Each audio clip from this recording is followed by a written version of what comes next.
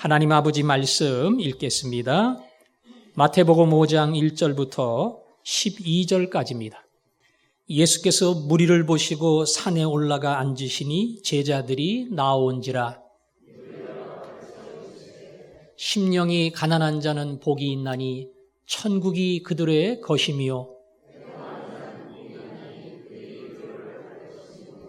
온유한 자는 복이 있나니 그들이 땅을 기업으로 받을 것이며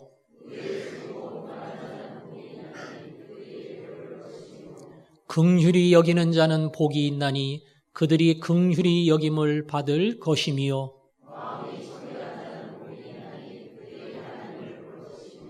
화평하게 하는 자는 복이 있나니 그들이 하나님의 아들이라 일컬음을 받을 것이며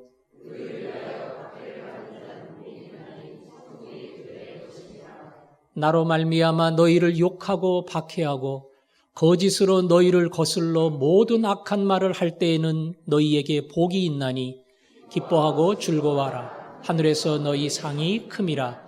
너희 전에 있던 선지자들도 이같이 박해하였느니라. 아멘. 팔복은 예수를 믿는 사람이 이렇게 살면은 복을 받는다. 그 축복의 조건을 이야기해 주는 항목이 아니다. 이렇게 말씀을 드렸습니다. 팔복은 누가 예수 믿는 사람이냐? 바로 이 사람들이 진정으로 예수를 믿는 사람이다. 예수 믿는 사람이 누군가 하는 예수 믿는 사람을 확인시켜주는 점검표와 같다. 따라서 팔복을 읽으며 우리의 마음에 진정한 아멘이 있어야 되고 팔복을 읽으며 우리의 마음속에 진정으로 그렇게 살고자 하는 소원이 있어야 합니다. 8가지 복을 이야기했는데 오늘은 마지막 8번째입니다. 이 8번째 복은 굉장히 부담스러워요. 겁이 나고 심지어 두려움을 우리에게 심어줍니다. 의를 위하여 박해를 받은 자는 복이 있다. 의를 위해 박해를 받은 자는 복이 있다. 박해는 성경에서 한 번도 복이라고 이야기해 본 적이 없어요. 아프고 다치고 입원하고 수술하고 이걸 복이라고 말해 본 적이 없어요. 하는 일마다 안 되고 망하고 이걸 복이라고 이야기해 본 적이 없습니다. 이건 어찌 보면 심판에 해당이 되고 예수 믿는 사람에게는 징계와 같은 것이지 이것을 성경은 복이라고 이야기를 하지 않습니다. 그런데 오늘 성경은 박해받은 자는 복이 있다. 박해받는 게 복이다. 이유는 한 가지입니다. 무엇을 위하여 박해를 받느냐는 겁니다. 무엇을 위하여 박해를 받느냐? 의를 위하여 박해를 받은 자는 복이 있다. 박해는 복이 아니에요. 그러나 의를 위하여 박해를 받는다면 그 박해조차도 하나님이 주시는 복이 된다. 그 뜻입니다. 의가 뭐냐? 가족 수양회 때 4번째 팔복, 의에 줄이고 목마른 자는 복이 있다. 그 말씀을 설명하면서 예수님이 말씀하신 의가 무엇인가 하는 것을 여러분들에게 알려드렸습니다. 법을 지키는 것, 바르게 사는 것, 이게 의롭게 사는 거지요? 우리가 알고 있는 의는 그런 겁니다. 성경의 의는 조금 달라요. 성경의 의는 항상 중심이 하나님의 의예요. 하나님의 의. 그 하나님의 의를 가지고 우리를 비추어 보고 하나님의 법을 가지고 우리를 판단을 합니다. 그래서 하나님의 법에 맞는 사람, 그 사람을 의인이라고 이야기해요. 따라서 여기 의라는 말은 하나님의 법정에서 하나님이 우리를 향해 무죄다 이렇게 판결해 주는 하나님 앞에서 죄가 없음을 인정받는 사람, 그 의가 여기서 말하는 바로 그 의입니다. 법정적인 용어예요. 재판석에서 하나님 앞에 듣는 그 의라는 판단이 오늘 성경이 말하는 의입니다. 로마서 3장 21절에 가면 하나님의 법으로는 의롭다 하심을 받을 사람이 없지만 이제는 그 법 외에 하나님의 한 의가 나타났으니 율법과 선지자들에게 증거를 받은 것이라. 다른 기준이 나타났다. 곧 예수 그리스도를 믿음으로 말미암아 모든 믿는 자에게 미치는 하나님의 의인이 차별이 없느니라. 이 의는 절대 우리의 것이 될 수 없어요. 하나님의 법을 우리가 지킬 수 없습니다. 그런데 새로운 기준이 나타났어요. 바로 그것은 예수 그리스도를 믿을 때에 예수 그리스도가 내 죄를 담당하여 모든 심판을 받으시고 그 예수님을 믿을 때에 예수님의 의가 내 것이 된다. 이 새로운 의의 길을 열어주셨다는 겁니다. 따라서 여기 의라는 말은 다른 단어로 표현하면 예수 이 단어로 바꿀 수가 있어요. 그래서 오늘 본문에도 천국이 그들의 것임이라 말씀한 다음에 그 다음에 뭐라 그랬어요? 나로 말미암아 그랬죠? 나로 말미암아 너희를 욕하고 박해하고 즉 자기로 말미암아 오는 고난과 박해 그게 바로 의를 위해 박해를 받는 것과 같다. 따라서 여기서 말하는 의는 예수님이다. 이렇게 생각하면 맞는 겁니다. 그러니까 예수를 위하여 박해를 받는 자는 복이 있다. 그런 뜻이에요. 예수를 위하여 박해를 받는 자는 복이 있다. 박해라는 단어를 우리는 익숙하게 알고 있고 간혹 내가 박해를 받는다 이런 생각을 해볼 때도 있습니다. 하지만 오늘 성경이 말하는 박해가 아님에도 불구하고 우리는 종종 내가 박해를 받는다고 하는 착각 속에 살 때가 있어요. 성추행 문제로 투옥된 검사가 있습니다. 수사를 받으면서 이분이 다닌 지 얼마 안 되는 교회에서 간증을 했어요. 대형 교회인데 목사님이 그 간증을 설명하면서 억울한 일을 당하고 힘들어하는 우리 새로 나온 성도님 간증을 합니다. 이렇게 소개를 했습니다. 본인도 자기가 당한 일이 참 억울하고 힘들고 내가 왜 이러한 고초를 당해야 되나 그런 마음속에 고통이 있었을 겁니다. 근데 그 박해는 여기 성경이 말하는 예수를 위해 받는 박해가 아니에요. 그건 회개해야 됩니다. 하나님, 제가 이런 사람이 됐습니다. 그렇게 회개를 해야지 그게 억울하게 받는 박해처럼 간증을 하고 내세울 수 있는 그런 게 전혀 아니라는 겁니다. 그걸 그렇게 생각하면 그건 큰 착오고 착각입니다. 교회를 섬기면서도 우리는 비슷한 길을 가고 있다고 생각할 때가 있어요. 열심히 교회를 섬기다 보면 시험 당할 때가 있습니다. 그냥 예배드리고 가는 사람은 아무 문제가 없어요. 시험 받을 일도 없어요. 그러나 섬기려고 하고 봉사하려고 하고 땀을 흘리고 애쓰는 사람은 하다 보면 시험을 받을 때가 있습니다.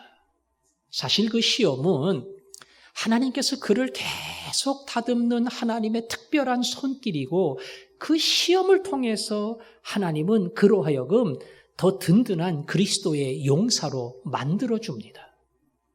그런데 시험을 받으면서 정말 교회를 섬기려고 하는데 나를 이렇게 알아주지 않고 나를 이렇게 이해하지 않고 박수는커녕 회방을 놓는 그러한 사람들이 있다. 교회 섬기는 게 너무 힘들다. 이렇게 한탄을 하는 사람이 있어요. 밖이 아니라 교회 안에서 교인들에게 내가 어려움을 겪고 박해를 받고 섬기면서 참 힘들다, 이렇게 느끼는 사람이 있다고요. 주님을 섬기다가 박해를 받는 거니까 의를 위해 박해를 받는 것과 같다. 착각입니다. 교회 안에서 시험 드는 거는요, 고린도전서 3장에 보면 사실은 하나님이 나를 더 큰 사람, 넓은 사람으로 만드는 하나님의 특별한 훈련의 방법이에요. 내 성격 같아서는 옛날 내 이기적인 중심으로는 난 그런 사람 상대도 안 해. 그런데 예수 믿고 하나님이 수많은 사람을 만나게 하면서 때로는 수많은 사람과 부딪히면서 나의 믿음의 폭을 넓게 만들고 수용할 수 있는 사람으로, 품을 수 있는 사람으로 나를 자꾸 세워가셔요. 근데 그런 생각은 못하고 난 박해받는다. 교회 섬기고 주님 섬기는데 왜 이렇게 힘들게 하냐? 왜 이렇게 나를 이해하지 않느냐? 이렇게 생각하면 그건 오늘 성경이 말하는 예수를 위해 박해를 받는 것과 전혀 다르다는 겁니다. 그런 박해 가운데 처해 있으면서 의를 위해 박해를 받는다, 이렇게 생각을 하면 그 사람은 상당히 잘못된 길을 가고 있는 겁니다. 오늘 의를 위해, 예수를 위해 박해를 받는다. 이게 뭐냐? 내가 예수님의 생각을 해요. 내 마음에 예수님의 마음이 있어요. 내 입으로 예수의 말을 하고 내가 예수님과 같이 서고 같은 길을 가요. 그것 때문에 박해가 있다면 그것이야말로 예수를 위해 박해를 받는 겁니다. 내가 예수님과 같은 길을 안 가면 이 박해가 없어요. 박해를 받을 이유가 없어요. 그런데 내가 예수님과 같은 길을 가기 때문에 박해를 받아야 할 때 그 박해가 오늘 성경이 말하는 의를 위하여, 예수를 위하여 박해를 받는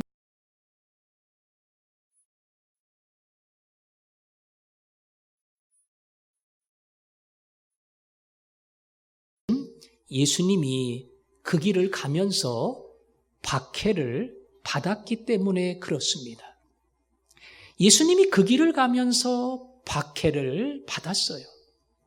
복음서를 읽다 보면 예수님이 인기가 많았다 하는 것을 알 수가 있을 겁니다. 많은 군중들이 몰려다녔습니다.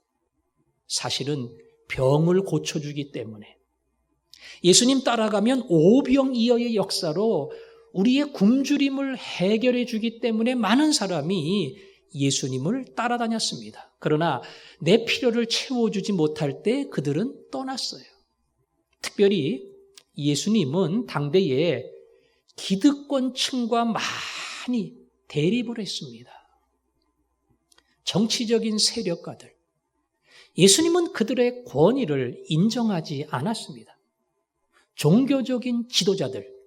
예수님은 그들의 경건을 인정하지 않았습니다. 헤롯을 향해서 예수님은 여우라고 이야기를 했어요. 경건의 대명사인 바리새인들을 향해서는 이 독사의 새끼들아, 예수님이 이렇게 험한 말까지 했습니다. 당대의 유대 사회를 주름잡고 있는 이 기득권층을 예수님이 인정하지 않았기 때문에 당연히 그들과 부딪히고 그들의 대적이 되고 그래서 박해를 받지 않을 수가 없었던 겁니다. 왜 예수님은 골치 아픈 인생의 길을 가셨어요? 그들과 같은 길을 가면 될 거 아니에요. 예수님의 가치가 그들의 가치와 달랐기 때문에 그렇습니다. 권세를 잡은 정치인들은 백성을 위해서, 백성을 섬기기 위해서 그 자리에 있는 거예요.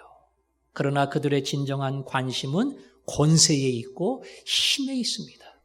내가 잡은 힘과 권세를 가지고 섬기는 게 아니라 통치하고 명령하고 지배하려고 하는 그들의 가치는 거기에 있었어요. 예수님은 그들의 잘못된 가치를 아셨습니다. 경건한 사람들이 경건한 행동을 했습니다. 그러나 그들의 경건이 삐뚤어져 있다는 것을 예수님은 아셨습니다. 성전마당에서 하나님 앞에 드릴 제물을 파는 사람들, 환전해 주는 사람들, 예수님이 그 상을 다 뒤집어 엎었지요. 채찍을 휘둘렀습니다. 내 집을 강도의 소굴로 만들지 말라. 여러분, 거기서 장사하는 사람들 다 선한 뜻으로 한 거예요. 부산에서 오는 사람이 양 끌고 올 수 없잖아요. 돈 가지고 오면 거기서 짐승을 팔고 하나님 앞에 예배 드릴 수 있도록 도와주는 거예요. 딴 나라 돈을 가지고 외국에서 오는 사람 환전해 주는 겁니다. 하나님 예배할 수 있도록. 선한 뜻을 가지고 한 거예요. 그러나 어느 순간 이익이 남기 시작하자 예배가 아니라 자꾸 이익과 이윤에 눈이 돌아가기 시작을 하고 나중에는 예배와 제물이 아니라 철저한 장사 속으로 그 일을 했단 말이에요. 우리 예수님은 경건의 모양으로 예배를 도와주는 사람처럼 보이지만 그들에게 진정한 경건이 없다는 것을 예수님은 아셨습니다. 그래서 너희들 예배를 돕는 것 같지만 하나님의 집을 강도의 소굴로 만들고 있다. 그들을 책망하시면서 채찍까지 휘두른 겁니다. 이토록 예수님이 가지고 있는 그 가치는 그 당대의 세상의 기득권층들이 가지고 있던 가치와 너무나 달랐기 때문에 예수님은 부딪혔기 때문에 힘있고 그리고 영향력을 행사하는 그들로부터 박해를 받지 않을 수가 없었습니다. 자, 다시 원래 질문으로 돌아옵니다. 왜 우리는 박해를 받느냐? 왜 우리는 박해를 받느냐? 예수님과 같은 배를 탔기 때문에 그래요. 예수님이 박해를 받았기 때문에 그 배에 그 위에 올라가 예수님과 같은 길을 같은 가치를 위해서 같은 방향으로 가기 때문에 그 배에 올라간 그리스도인들은 박해를 받게 되어 있다는 겁니다. 그래서 사도 요한은 요한복음 15장 19절에서 이렇게 이야기했습니다. 너희가 세상에 속하였으면 세상이 자기의 것을 사랑할 것이나 너희는 세상에 속한 자가 아니요 도리어 내가 너희를 세상에서 택하였기 때문에 세상이 너희를 미워하느니라. 너희가 세상하고 같은 뜻, 같은 생각을 가지고 살았으면 뜻도 맞고 마음도 맞고 문제도 없다. 그러나 너희는 세상에 속한 자가 아니다. 그 세상에서 내가 너희를 택하여 불러냈기 때문에 너희는 다른 가치, 다른 방향, 다른 세계에 살고 있다. 따라서 세상은 너희를 미워한다. 이게 믿는 자가 가야 하는 길이라는 겁니다. 많은 믿음의 선진들이 이 길을 갔습니다. 박해의 길을, 심지어 순교의 길을 갔습니다.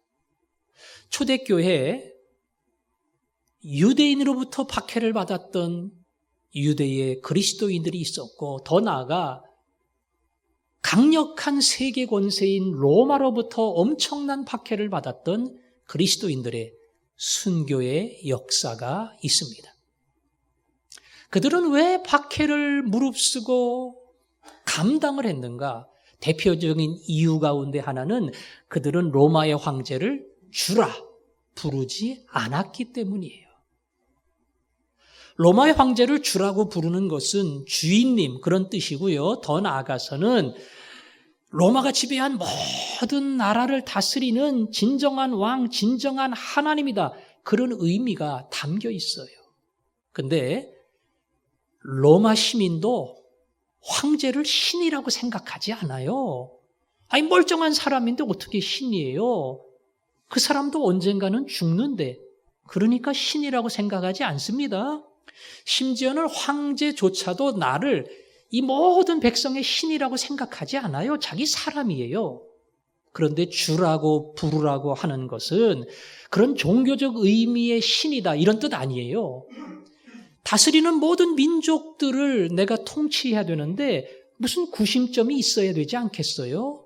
그래서 그들을 하나로 묶으려고 하는 정치적인 방법이 황제를 주라고 부르고 그 왕 밑에 우리는 같은 백성이다. 그런 정치적 의도를 위해서 황제를 신이라 주라 부르도록 만든 겁니다. 믿는 사람들에게 너희들 교회 가도 괜찮아. 예배드려도 괜찮아.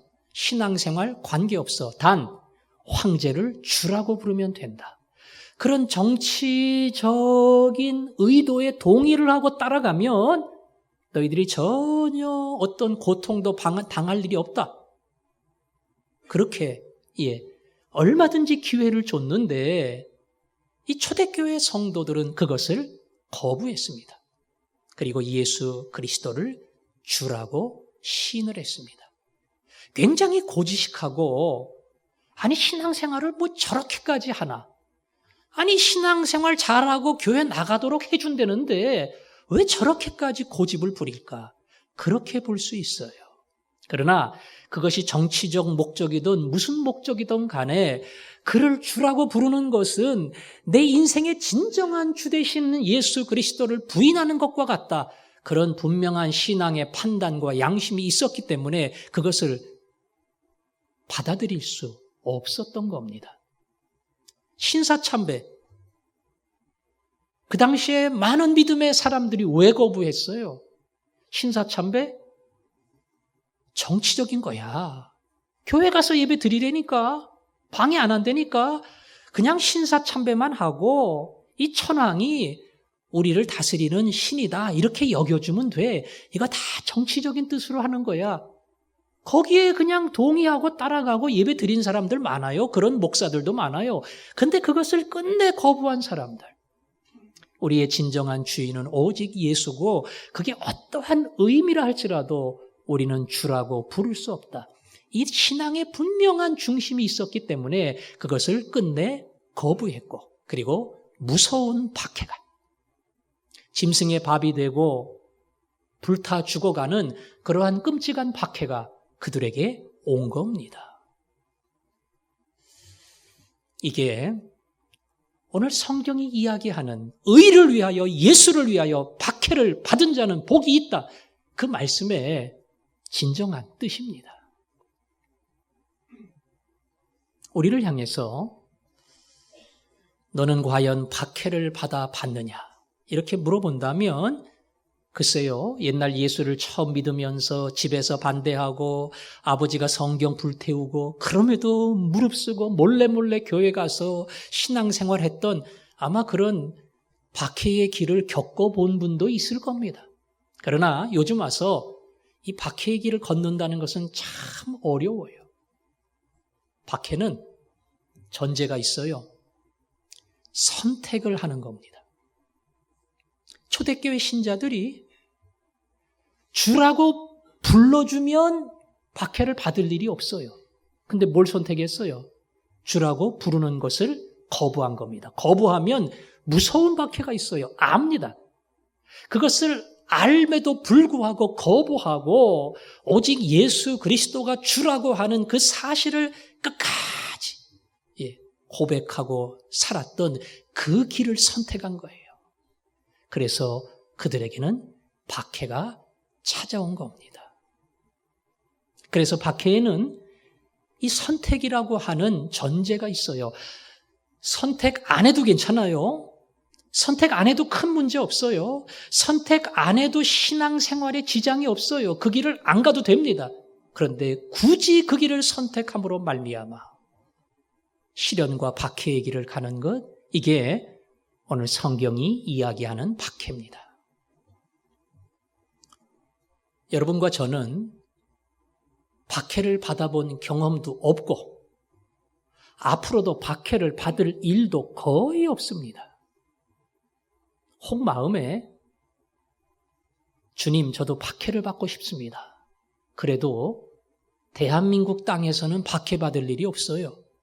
북한 땅에 선교사로 몰래 잠입을 하든가 아니면 무슨 불교권, 회교권 그런 데서 위험을 무릅쓰고 복음을 증거하든가 이런 거 아닌 다음에는 여러분이 스스로 선택해서 박해를 받을 일은 지금도 없고 앞으로도 없고 저 같은 목사도 없고 오늘 어찌 보면 이 말씀에 해당될 사람들은 거의 없어요.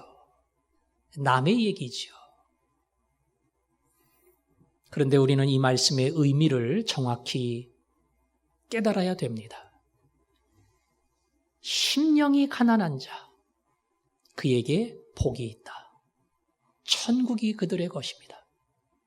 오늘 마지막 8번째, 예수를 위해 박해를 받는 자는 복이 있다. 천국이 그들의 것이다. 이 첫 번째와 8번째의 복이 같아요. 이건 다르게 설명하면 네가 예수 믿는 사람이니 그렇다면 심령의 가난함, 너의 마음속 깊은 것이 오물이고 쓰레기라는 사실을 너는 깨달아야 한다. 그게 진정한 그리스도인이다. 그리고 그 사람이 진정한 그리스도인이라면 그가 갈 수 있는 마지막 길은 예수를 위해 박해를 받는 것이다. 바로 심령이 가난한 자, 의를 위해 박해를 받는 자, 그들이 모두 천국을 소유한다. 그 뜻입니다. 내가 믿는 사람이라면, 내 심령의 가난함을 경험한 사람이라면 그는 반드시 의를 위해 박해를 받는 그 자리까지 가게끔 되어 있다. 그는 이미 의에 줄이고 목마른 자고, 그는 이미 긍휼을 베풀고 화평을 선포하는 자고, 더 나아가 의를 위하여 예수를 위하여 박해를 받는 그 자리까지 나아간다. 이것이 오늘 주님이 믿는 자가 누구인가를 설명한 믿는 자의 점검표입니다. 아쉬운 것은, 아니 감사한 것은 그런 박해의 자리에 저나 여러분은 초대를 받지 못했다는 겁니다. 우리에게 오는 비슷한 고통이 있다면 그건 시련입니다. 시련. 시련은 전제가 선택하지 않는 거예요. 그냥 나에게 다가온 겁니다. 그래서 선택의 여지가 없이 그 시련을 내가 받아야 하는 거예요. 박해는 선택한다 그랬죠? 선택 안 하면 난 그 길 안 가요.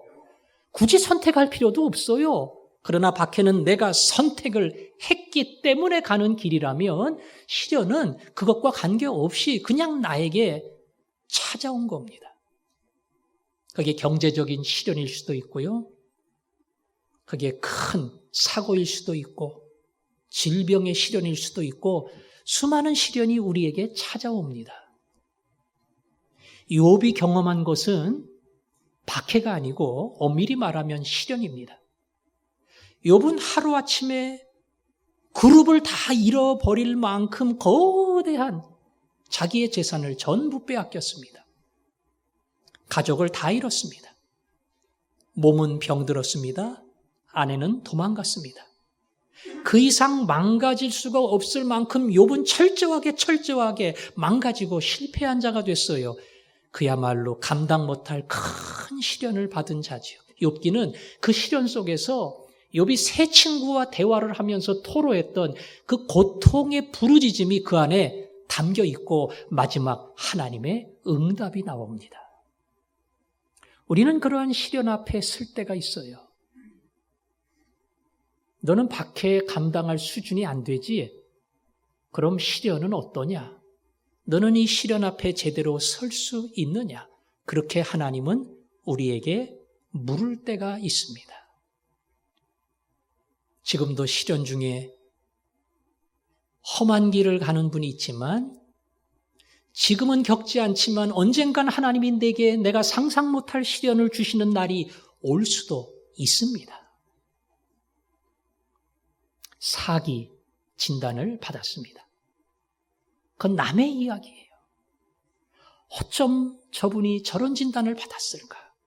생각하면 참 마음이 안타깝고 나도 걱정이 되는데, 어느 날 그 진단이 내게 됐습니다. 사기 진단. 사기만 모이는 밴드가 있다 그래요. 밴드. 사기가 아니면 초대를 안 한대요. 오직 사기만 초대를 한다. 거기 보면 뼛속까지 전이가 됐습니다. 의사가 말한 기한이 얼마 남지 않았습니다. 그런 어찌 보면 굉장히 두려운 이야기들이 그 안에 많이 담겨 있어요. 살 날이 얼마 남지 않은 사람들. 여러분이 사기의 진단, 그 시련이 여러분을 찾아온다면 여러분 뭐라고 기도하겠어요? 뭐라고 기도하겠어요? 하나밖에 없죠. 살려달라고. 살려달라고 기도할 거예요. 제가 백혈병으로 힘든 길을 갈 때에 기도했던 어찌 보면 유일한 한 가지, 하나님 백혈구 올려주세요. 얼마나 제가 티를 냈으면 교인들이 다 기도했겠어요. 목사님 백혈구 좀 올려달라고. 그게 이 연약한 인간의 단순한 모습이에요. 하나님 고쳐주세요. 살려주세요. 누가 그런 말을 했어요? 그렇게 기도하지 말고 내가 왜 살아야 되는지를 생각을 하고 그걸 가지고 하나님께 설득해 보라고. 하나님 제가 살아야 됩니다. 당신이 살아야 될 이유를 가지고 하나님께 이야기를 해보고 하나님이 그 이야기를 듣고 그래 너 살아야겠다. 이렇게 답변하게끔 한번 하나님께 설명을 해보라고. 그때 조용히 그 마지막 자리에서 우리는 돌아볼 수 있는 기회를 갖게 돼요. 난 뭐라고 설명을 할까? 하나님이 왜 나를 불러 하나님의 아들과 하나님의 딸을 삼았을까? 하나님이 내 인생에서 뭐를 기대를 했을까? 이 가장 본론적이고 근본적인 질문으로 돌아가요. 그리고 그 질문 앞에 답변을 합니다. 하나님이 부르시면 이것은 하나님이 나를 향한 하나님의 거룩한 뜻입니다. 그러나 하나님이 나를 불러주신 하나님의 사명, 하나님의 소명, 그걸 잊어버리고 제가 살아왔습니다. 이 마지막 힘들고 어려운 자리에 나를 향한 주님의 뜻을 제가 기억합니다. 최소한도 이 정도는 해야죠. 이 정도. 예. 그냥 살려달라고 그 기도만 하면 어떻게 해요? 그러면 하나님이 아예 내가 병도 주지 않아야 되는데 병을 줬으면 그러면 눈치껏 뭘 좀 깨달아야지. 그냥 살려달라는 기도만 할 거니 너? 그렇게 얘기하지 않겠어요? 그 시련 앞에서 최소한 우리는 무언가 나를 향한 주님의 뜻이 무엇인가를 고민하고 질문하고 하나님을 설득할 수 있을 정도의 믿음의 자리에 내려가야 합니다. 시련의 자리, 박해는 아니에요. 시련의 자리, 고난의 자리. 그 자리에 섰을 때 주님이 요구하시는 이 믿음의 고백과 기도로 무릎을 꿇을 수 있는 사람, 하나님이 그런 마음을 여러분들에게 주시기를 소원합니다. 오늘 그들에게 주신 약속 뭐라고요? 천국이 그들의 것입니다. 천국이 그들의 것입니다. 쉽게 말하면 천국을 가고 이 땅에서 천국을 누린다는 거예요. 누가? 박해를 받는 자가. 의를 위해, 예수를 위해 박해를 받는 자가 그렇다는 겁니다. 제가 스데반의 얘기를 몇 번 했을 겁니다. 스데반이 돌에 맞을 때 아플까 안 아플까 모르죠. 그러나 성경을 보면 스데반은 아프지 않았을 거다라는 그런 판단을 할 수가 있어요. 왜냐하면 스데반은 마지막 변론을 할 때 벌써 그 얼굴이 천사의 얼굴과 같더라. 완전 천사의 얼굴이 됐습니다. 그리고 마지막 돌에 맞아 운명하기 전에 스데반이 하늘을 우러러 하나님의 영광과 예수 그리스도가 그 옆에 서신 것을 보고 하늘이 쫙 열리면서 하나님의 영광과 예수 그리스도가 그 영광 곁에 서신 것을 보고 주여 저들의 죄를 용서하여 주옵소서 그 기도까지 나왔어요. 아버지여 내 영혼을 부탁하나이다. 여러분 그 기도한 사람이 뭐가 아프겠어요? 돌멩이 맞아서 머리에 피가 난다고 해도 뭐가 아프겠어요? 하늘의 영광으로 꽉 채워진 사람. 그 마음속에는 오직 하나님이 주시는 평안, 평안, 평안. 이것만이 있었을 겁니다. 우리가 부르는 찬송가의 가사처럼 내 영혼의 그 깊은 데서 후렴이 뭡니까? 평화, 평화로다. 그 다음에 뭐지요? 하늘 위에서 내려오네. 누가 나에게 주는 평화가 아니라 하늘 위에서부터 내려오는 거. 이거는 조금 심하게 말하면 의를 위해 예수를 위해 박해를 받는 자가 경험할 수 있는 그런 위대한 축복입니다. 하늘로부터 내려오는 평화. 이 평화를 스데반은 누린 겁니다. 그래서 그 고통 중에 고통을 느끼지 아니하고 마지막 순교의 자리를 영광 가운데 갈 수 있었던 겁니다. 우리는 간다고요? 못 간다고요? 못 간다고요. 그러니까 안심하셔도 돼요. 우리는 그런 박해의 자리에 갈 능력도 안 되지만은 기회도 없어서 갈 수도 없어요. 제가 당부하는 것은 주여 시련이라도 잘 감당하게 해주시고 그 시련 속에서도 주의 뜻 깨닫지 못하고 그냥 벗어나게 해달라. 이거 끝나게 해달라. 빨리 낫게 해달라. 제가 그런 유치한 신앙으로는 살지 않게 해주세요. 이 정도 기도는 해야죠. 시련 앞에서. 믿음의 길을 가면서 우리는 여기서부터 자꾸 시작을 할 겁니다. 그리고 어느 날 박해가 우리에게 다가올 때 그 박해 앞에서 오늘 성경이 말하는 이 위대한 선택, 의를 위하여 예수를 위하여 박해를 받은 자, 우리는 그 길을 갈 수 있을 겁니다. 몇 번 소개한 기독교 사학인 거창고등학교의 설립자인 전영창 선생님이 세운 직업 선택의 10계명 10가지예요. 예. 첫 번째, 월급이 적은 쪽으로 가라. 두 번째, 내가 원하는 곳이 아니라 나를 필요로 하는 곳으로 가라. 세 번째, 승진의 기회가 거의 없는 곳으로 가라. 네 번째, 모든 조건이 갖추어진 곳을 피하고 처음부터 시작해야 하는 황무지를 택하라. 다섯 번째, 앞을 다투어 모여드는 곳은 절대 가지 마라. 아무도 가지 않은 곳으로 가라. 일곱 번째, 장래성이 전혀 없다고 생각되는 곳으로 가라. 여덟 번째, 사회적 존경 같은 건 바라볼 수 없는 곳으로 가라. 그 다음 한가운데가 아니라 가장자리로 가라. 더 겁나는 것은 부모나 아내나 약혼자가 결사 반대를 하는 곳이면 틀림없다. 의심하지 말고 가라. 이런 남자하고 결혼하면 안 돼요. 예. 마지막 왕관이 아니라 단 2대가 기다리는 곳으로 가라. 이게 무슨 직업 선택의 10계명입니까? 이건 선교사로 가라는 소리고 가서 죽으라는 소리하고 똑같은데 직업 선택을 이 기준을 가지고 하라는 거예요.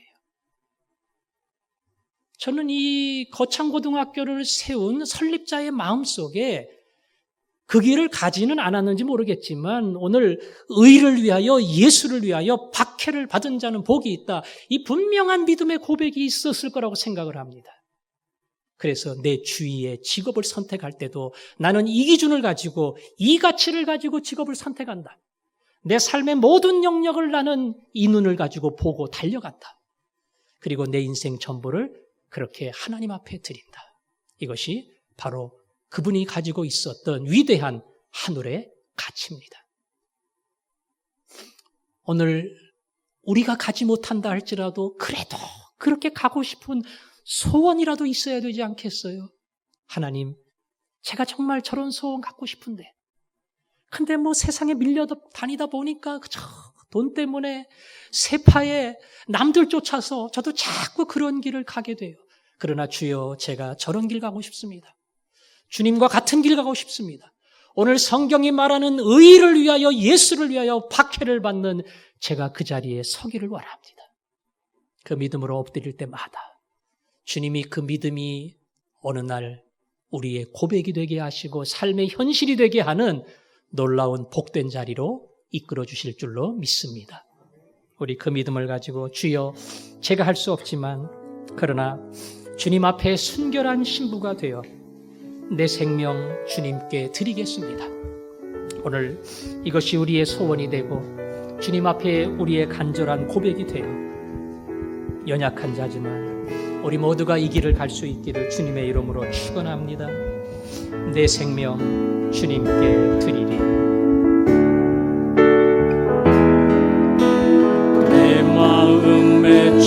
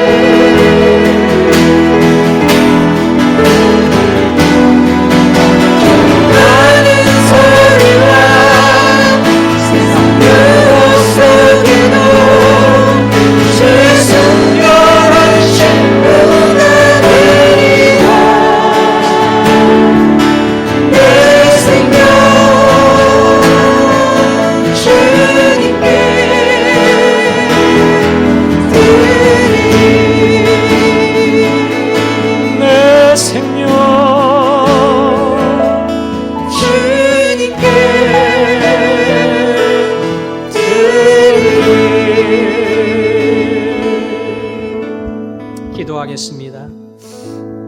깨끗한 신부가 되어야 하지 않겠어요? 순결하고 정결한 신부. 주님 앞에 그러한 신부가 되기를 원합니다. 내 생명 의를 위해, 주님을 위해 드리기를 원합니다. 못하지만 그렇게 하기를 원합니다. 우리 마음의 간절한 소원을 담아 우리 한 목소리로 기도하겠습니다. 아버지 하나님, 그렇게 살기를 원합니다. 하나님, 의를 위하여, 예수를 위하여 박해를 받은 자는 복이 있다. 하나님, 심령이 가난하여 예수를 믿은 사람, 결국 의에 줄이고 목마른 사람은 의를 위하여 박해를 받는다고 말씀했으니 주님, 이 길을 가게 하여 주옵소서. 그들이 진정한 천국을 누린다.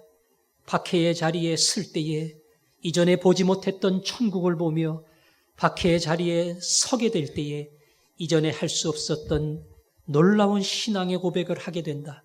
주님, 저희들 그 수준이 안 됩니다. 그 믿음이 없습니다.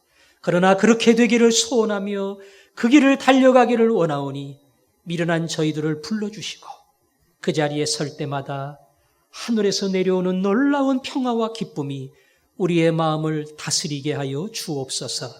예수님 이름으로 기도합니다. 아멘.